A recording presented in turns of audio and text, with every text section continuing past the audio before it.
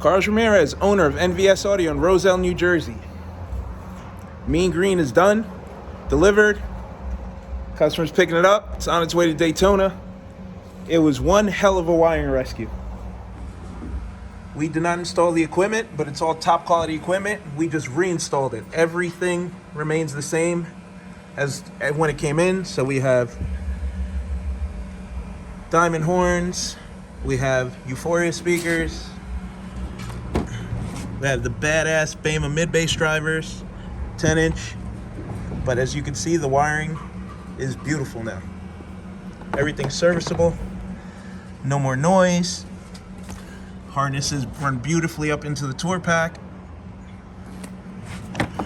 New quick disconnects for the bags are here instead of under the seat. As you can see, there's no harnesses under the seat at all. Inside of the bags is immaculate.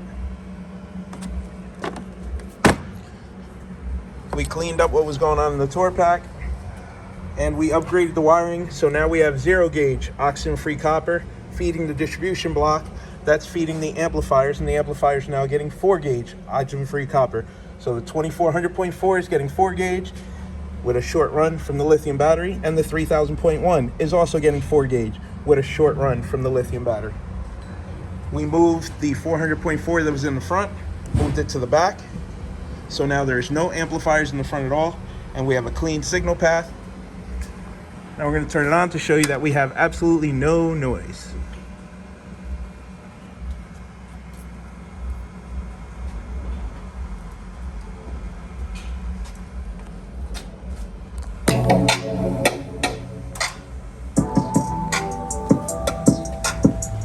Volume all the way down, no noise. We're going to push on the seat, no noise. So she's solid, she's good to go, and she's all cleaned up.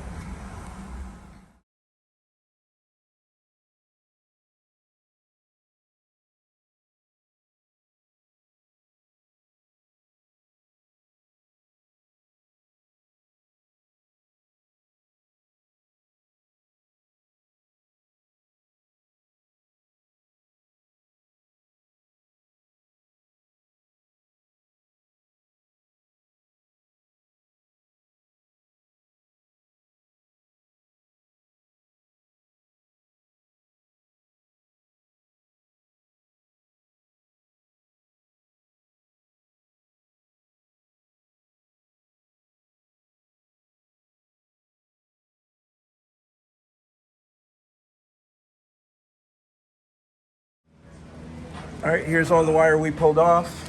Had to take the tour pack off to remap the wiring. Now it's ready to go back on.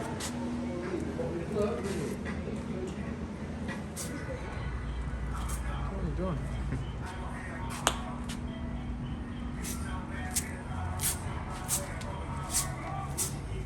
Okay, so we're placing these connectors with our XT60 connectors, same gauge speaker wire, but now these are waterproof. They come apart like this. They go back together nice and easy, and you can't confuse the polarity. They go back together nice and tight. Serviceable. Okay, so this is an Evo X 2400.4. This is the wire that they ran into it. So as you can see, that's an 8 gauge wire. On top of that, it's not copper, it's aluminum. So the most current this wire can flow is 40 amps of current, when the amplifier draws between 150 and 200 amps of current. Now, if you look at the hole where the wire goes into, there's a lot of room left over in the hole because this is not the bright size wire. This amp requires minimum of 4 gauge oxygen-free copper to be able to do its job. That is not right. That is not right. Here is our Stinger 4 gauge. As you can see, the wire takes up the entire opening. So with the wire furl, you can see it takes up the entire opening. That is the gauge wire it's supposed to be in there. So we're gonna terminate the wire with the furl. You can see it fits nicely in the hole. Now you can get the maximum amount of current. As a matter of fact, this amplifier can even take 2 gauge input. That's the right way to do it. That is not the right way to do it. So you're paying $1,000 for an amplifier, and you're not getting the 2,400 watts out of it because you're not giving it the proper wire to be able to do its job. That's it.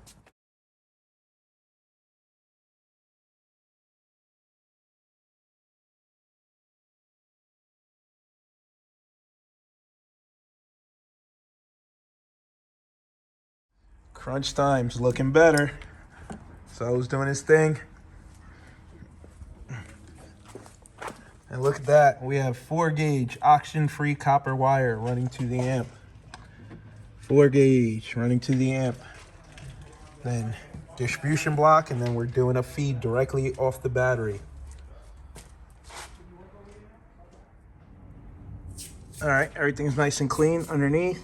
We have our power distribution block on that side, ground distribution on this side. Everything's nice and out of the way. And we have our 0-gauge feed, which is going to go to the rear braille battery. 0-gauge power, 0-gauge ground. So these amps have plenty of current. So everything's super clean and much more serviceable now.